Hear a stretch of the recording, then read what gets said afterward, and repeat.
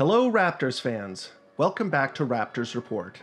I'm sorry for the absence, and I'll discuss the reasons for that at the end of the video if you're interested. But let's jump into why we're here today, making a Raptors tier list. Tier lists, if you're not familiar with them, are a visual ranking system that began, I believe, with fighting games to rank the power level of characters, and then quickly spread to other fandoms, as they're kind of a fun and effective way of laying things out. I'll be doing the same thing today, ranking various members of the Toronto Raptors, judging them based on three criteria, which are production versus expectations, their statistical output, and the reliability to give them an overall grade. S tier is where I would put the overpowered Raptors, all the way down to D tier, who I would consider replaceable Raptors. So let's get started.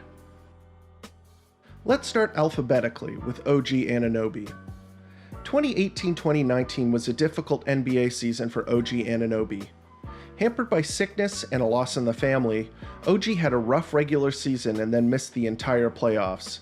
Despite that, at just 22 years old, there were still big expectations on OG entering the season.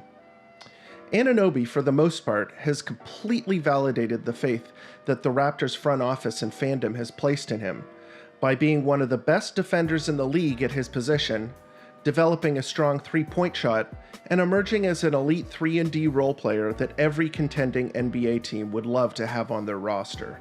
OG's box score stats don't jump off the page, but they're not bad either. 38% from 3 is a good clip to keep defenses honest, and helps facilitate the Raptors offense by giving a solid outlet for their drive and kick plays. 10.7 points per game is a career high, and he keeps his game simple, scoring either from 3 on kickouts or at the rim after a quick cut to the basket. This is burying the lead a little bit because OG Anunoby's biggest contributions come at the defensive end.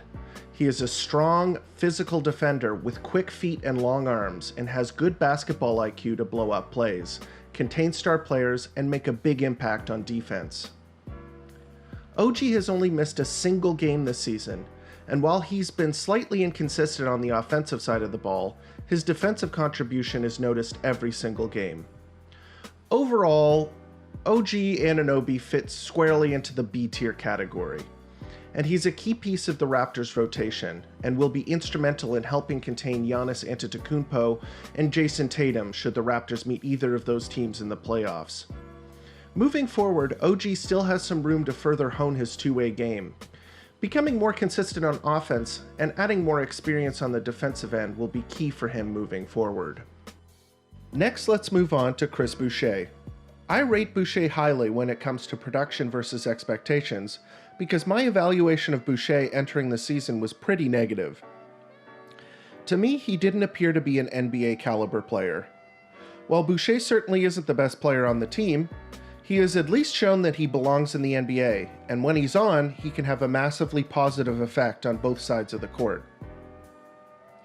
Boucher's box score stats are very gaudy. When looking at his per 36 numbers, Boucher is averaging 17.3 points, 12 rebounds, and 2.3 blocks per game. Upon further statistical inspection, Boucher has a habit of launching and missing too many threes. He's only shooting 28% from 3, yet attempts almost 5 threes per 36 minutes. He's also only averaging 13 minutes per game, and we'll get to the reason why shortly. While Boucher has been healthy for the whole season, he's racked up a number of did not play coaches' decisions. The reason for this is because while Boucher is effective in certain matchups and in short stints, he can be exposed by more physical big men due to his thin frame, and his decision-making is a little questionable. Often, the coaching staff will put him in the game, and his shortcomings become quite evident and he is quickly removed. Other times, he enters the game and has an extremely positive impact, blocking shots, making huge dunks, and even hitting a 3 or 2. I believe that the coaching staff does a good job picking and choosing when to play Boucher, which is why he's able to have such impressive per 36 stats. If he's having a bad game, or the coaching staff knows that it's a bad matchup, he simply doesn't play, and if it's a good matchup or he's rolling, he gets to play extended minutes.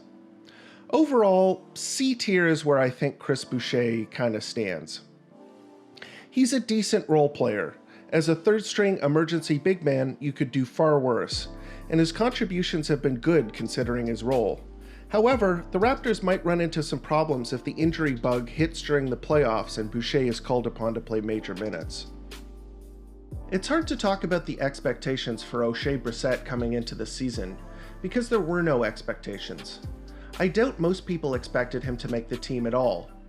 You might have seen or heard of Oshae due to his work in the summer with Team Canada, but it was still a bit of a surprise that he's on the Raptors roster. Considering this, and the fact that he's looked serviceable at his sparse playing time, I would consider this a positive. Brissett is a rugged hustle forward with questionable offensive skills.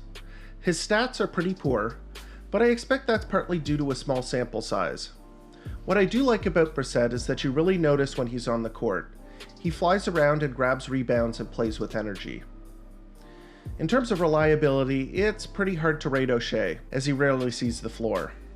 That said, he looks like he's ready every time he comes into the game, so I guess you can give him a small plus here. Overall, I think Brissett makes it into the C tier, in that I would like to see more of what he can bring to the table. Although Terence Davis was inconsistent in the last few weeks of the postponed season, he has far exceeded even the loftiest of expectations placed upon him this season, including myself, when I put him as #1 on my new Raptors to watch at the beginning of the season. Being an undrafted player from the University of Mississippi, Davis came into the season with very few accolades, and although he seemed like he had a number of skills that would translate to the NBA level, he was almost entirely ignored by NBA scouts. Despite that, he's having a top 5 rookie season in my opinion, which is pretty incredible. Terence Davis's per 36 stats are quite good for a rookie. He is shooting nearly 40% from 3 on a large volume of shots, and boasts an impressive 60% true shooting percentage. The advanced stats are where things get a bit crazy. Terence Davis is rated as the 5th best shooting guard in the league by ESPN's RPM stat, just behind fellow teammate Norman Powell. While I don't think that that's quite an accurate representation of Terence Davis's impact this season, it still shows that he's doing a lot of positive things when he's on the floor. Terence Davis is the only Raptor to have played in every single game this season, which is both good and also speaks to the injury troubles the Raptors have had to deal with. Although his on-court consistency leaves a lot to be desired, he is still a very valuable bench contributor. Overall, Terence Davis is producing like a top 10 pick, and is easily one of the most impressive rookies in the league. At 22, Terence Davis represents yet another gem plucked from obscurity by the Toronto Raptors front office, and raises the ceiling of the team going forward substantially. I have Terence Davis in the A tier. After a long postseason run and a grueling summer playing with Team Spain, where he won an NBA championship and a gold medal, there were some expectations that Marc might be a little gassed, and show his age a little more this season. Marc had a slow start to the season and has missed a lot of games due to injury, but despite that, he is still arguably the best defender on the team, and an amazing facilitator on offense when he's healthy. Throw the traditional stats right out the window when discussing Marc, because his box score stats are poor while his plus-minus stats are great. He is always in the right place at the right time on defense, and his massive frame provides a huge obstacle for opposing scorers inside. On offense, the Raptors park Gasol at the top of the arc and let him facilitate with his passing, and take advantage of his excellent 40% three-point shot for a big man. It's not a surprise that advanced stats like him, as a defensive anchor with a three-point shot is exactly what the NBA is about these days. In terms of reliability, this category is where Gasol has been disappointing. Gasol has only played in about half the games for the Raptors this season. It's obviously not unexpected considering his age and mileage. Hopefully the time off will give Marc the needed rest for him to come back healthy. Overall, I think with Gasol's injuries and slow start, it's fair for me to put Marc in the B category. He'll be a big factor in Toronto's postseason run. Rondae Hollis-Jefferson earned a reputation in Brooklyn as a rugged hustle forward with limited skill, and that's more or less what we've gotten in Toronto. RHJ started the season off strong and looked like he could be a big part of the rotation this season, but as of late his limitations on offense, questionable decision making, and lack of size have made him look pretty replaceable. His stats are kind of what you would expect from an undersized hustle player. Good rebounding numbers per 36, lots of field goal attempts under the basket, and actually a pretty impressive assist rate. The problem is that he struggles to score at the rim due to his size, and he can't stretch the floor at all. On the plus side, he is a very good defender, and RPM rates him as the 6th best defensive small forward in the league, just behind Jimmy Butler, and the eye test backs that up. He's a multi-positional defender who can cover point guards all the way up to the power forward spot, due to his combination of fast feet and strength. RHJ is a mixed bag of skills. He clearly has the talent on the defensive side of the ball, and he can do certain things very well, but he struggles to do other things at all. Like Chris Boucher, if he's put into the game at the right time, he can have a big positive impact, but if he has a bad matchup, he can look terrible.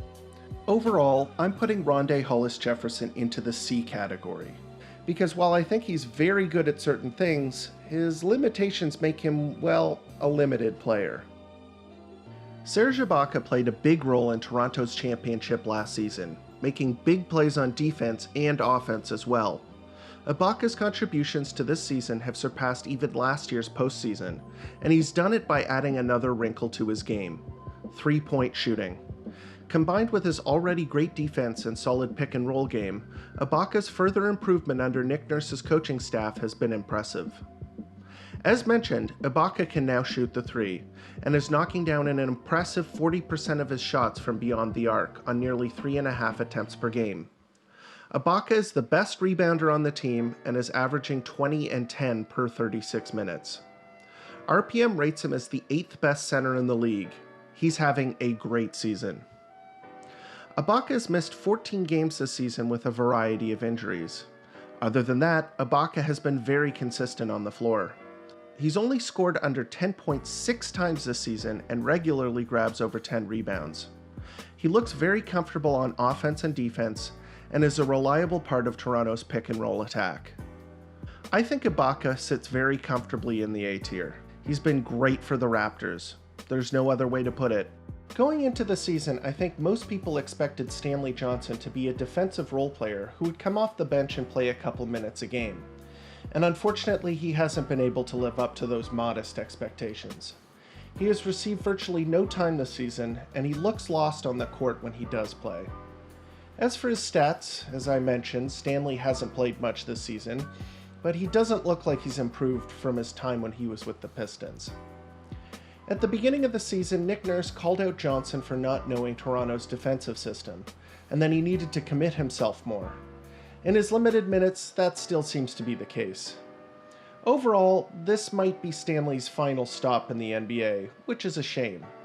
The game looks like it moves a bit too quickly for him, and he makes lots of questionable decisions, which puts him squarely into the D tier.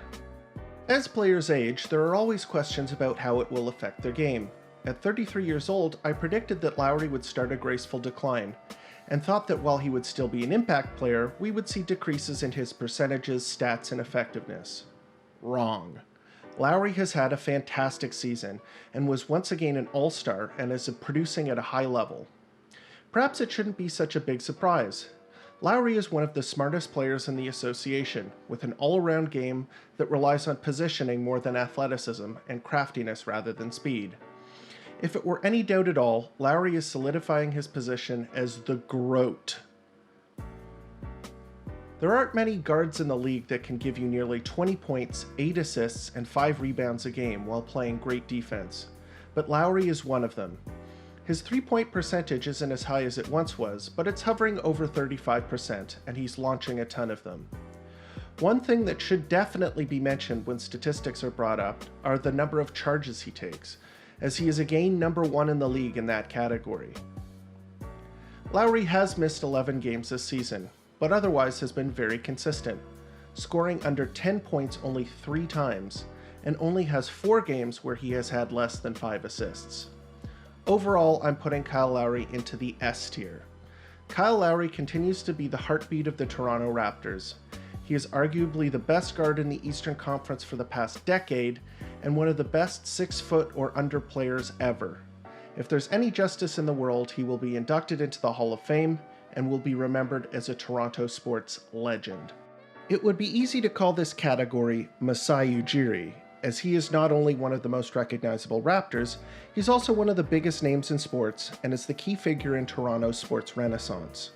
However, I think it's only fair to include Bobby Webster, the Raptors' boy wonder general manager, the excellent Raptors scouting staff, and other behind-the-scenes contributors that have turned Toronto into an elite basketball powerhouse.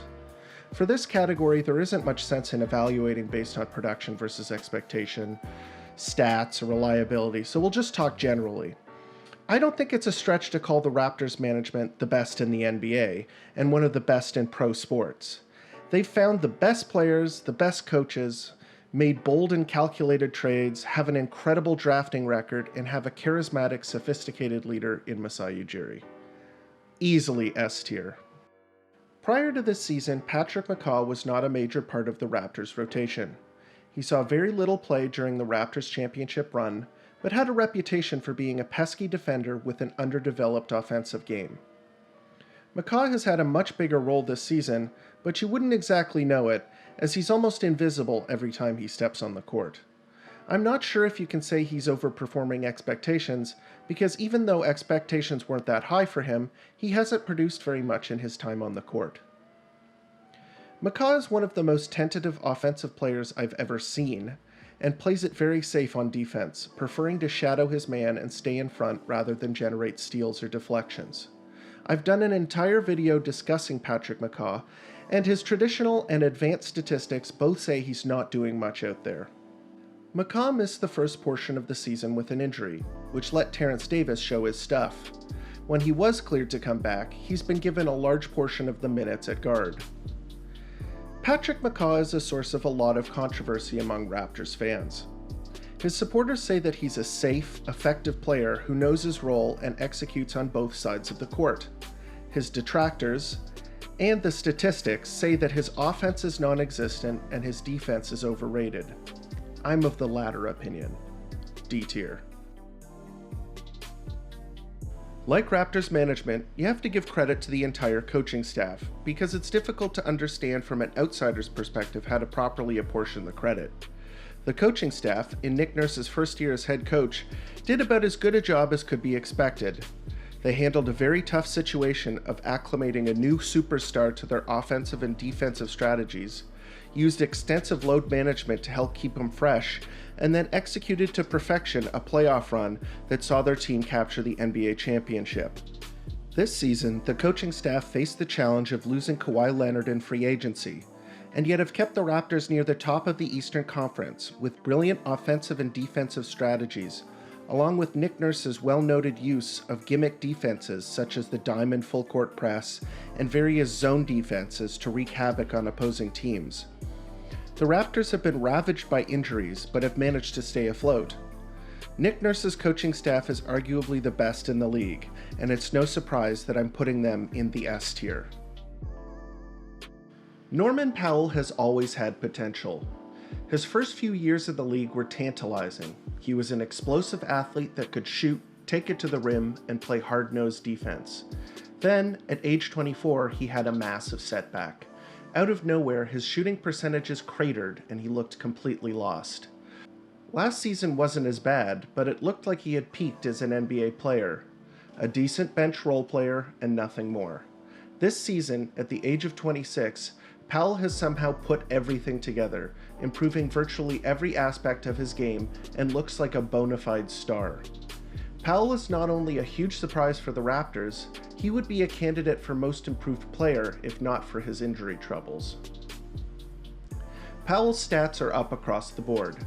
He's shooting nearly 40% from 3, his turnovers per 36 are down, his rebounding is better, he's shooting more, he's getting to the rim more, he sports a gaudy 63% true shooting percentage. It's pretty crazy to say, but he looks like a star. Now here's where Powell's had some trouble. Powell has only been able to play in 44 games this season, with 2 separate injuries cutting into his incredible season. And that's really the only thing holding Powell back from being in the S tier, but he's safely in the A tier for me. With the departure of Kawhi Leonard, Pascal Siakam was anointed the new #1 option for the Toronto Raptors, and to date, he has more often than not answered the call. Making another huge step after winning Most Improved Player last season was a big ask, but Siakam has raised his scoring averages, minutes played, and shot attempts, and played the leading man role convincingly enough to land a starting spot on the All-Star team. Things haven't gone flawlessly, as Siakam struggles at times to maintain a high efficiency with the increased burden of having to shoulder more of a scoring load. He also hasn't made as much progress as a playmaker as I believe he's capable of. That said, many people were questioning whether Siakam could do this at all, and whether he was deserving of a max contract the Raptors gave him in the offseason, and he's silenced those concerns completely. As mentioned in the last segment, Siakam has managed to increase his points per game by 6.5 over last season, which is no small task. He's also doubled the number of threes he takes per game. At a 56% true shooting percentage, he's still an efficient player and generates offense above the league average efficiency. With all of that said, Siakam's efficiency has fallen substantially from last year's 63% true shooting percentage, which is not entirely a surprise, as teams are game planning to stop him above all other players. RPM paints a positive picture, rating him as the third best power forward in the league behind Giannis and Anthony Davis, which looks pretty much spot on from my perspective. Siakam has emerged as one of the best scoring forwards in the game. Despite some inefficient outings and a stretch of 11 games where he was injured, Siakam has consistently put points on the board for the Toronto Raptors. This season, Siakam has only scored fewer than 15 points 3 times, and has scored over 30 points 15 times. Siakam also seems to follow poor performances with strong ones, and staying out of slumps is a very important characteristic for a leading scorer. Overall, S tier. Looking at Siakam's season holistically, it's very difficult to paint it as anything other than a big success. The Raptors are one of the best teams in the league, he's an all-star starter, and the Raptors are incredibly lucky to have him. The expectations coming into the season were that Matt Thomas was an elite shooter with questionable defense. He has more or less lived up to those expectations, but the shooting has translated almost seamlessly. He is one of the best pure shooters in the league. Matt Thomas is shooting almost 47% on 3-point shots, and hoisting up about 8.5 threes per 36, which is quite a few. He has an unsurprisingly great true shooting percentage of 65%, and is 28th among shooting guards in RPM. He's actually a pretty underrated rebounder for a guard, as he is pretty sneaky and puts effort into grabbing them. Matt Thomas hasn't received a ton of playing time, but seems to do his thing when he gets the opportunity. The team tends to play zone defense when he's on the court, which means the coaching staff is a bit wary of his defense. I think the coaching staff sees him as a matchup guard who can come in and bust up an opposing zone defense or punish double teams. Overall, I'll put Thomas in the C tier. I think he has potential to gain a bigger role off the bench if he were to absorb a certain player's minutes. Last on our alphabetical list is Fred VanVleet. Every Raptors fan knows the story of Fred VanVleet Jr. being born and Fred Sr.'s subsequent warpath through the conference finals and finals. Following that playoff run, expectations for Fred have been quite high. Fred has been the Raptors' starting shooting guard when healthy, is the team's secondary scorer behind Pascal Siakam, and is the team's go-to scorer at the end of games, due to his ability to make shots off the dribble. Fred VanVleet is a high-volume 3-point shooter, and he knocks down an above-average 38% of them. The unfortunate part is that outside of his 3-point shot, he isn't that great of a finisher, shooting only 43% from 2, including a poor 54% inside 3 feet from the rim. On the bright side, almost half of his shots come from outside the arc, so his true shooting percentage is an above-average 55%. Fred is also averaging a career-high 6.5 assists, and his defense is still great. Running what are essentially 2 point guards in Kyle Lowry and Fred VanVleet gives the Raptors offense a dynamic that poses a lot of problems for opposing defenses. Like other Raptors, Fred has been hit by the injury bug and has been in and out of the lineup. He's also a little streaky because he relies on his 3-point shot to put points on the board. Overall, if Fred were healthy the whole season, I think he'd probably be deserving of an A tier ranking. But as it stands, I think he can join Gasol in the B tier.